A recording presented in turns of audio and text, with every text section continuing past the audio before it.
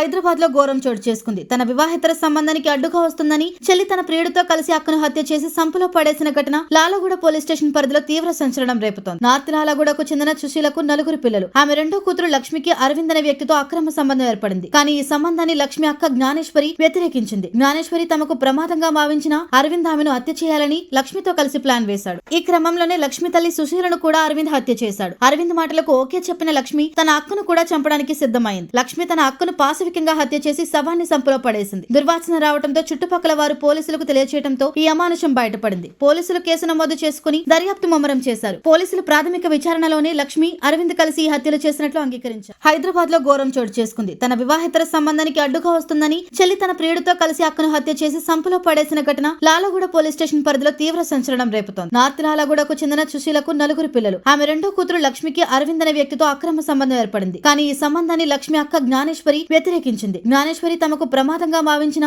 అరవింద్ ఆమెను హత్య చేయాలని లక్ష్మితో కలిసి ప్లాన్ వేశాడు. ఈ క్రమంలోనే లక్ష్మి తల్లి సుశీలను కూడా అరవింద్ హత్య చేశాడు. అరవింద్ మాటలకు ఓకే చెప్పిన లక్ష్మి తన అక్కను కూడా చంపడానికి సిద్ధమైంది. లక్ష్మి తన అక్కను పాశవికంగా హత్య చేసి శవాన్ని సంపులో పడేసింది. దుర్వాసన రావడంతో చుట్టుపక్కల వారు పోలీసులకు తెలియచేయడంతో ఈ అమానుషం బయటపడింది. పోలీసులు కేసు నమోదు చేసుకుని దర్యాప్తు ముమ్మరం చేశారు. పోలీసులు ప్రాథమిక విచారణలోనే లక్ష్మి అరవింద్ కలిసి ఈ హత్యలు చేసినట్లు అంగీకరించారు.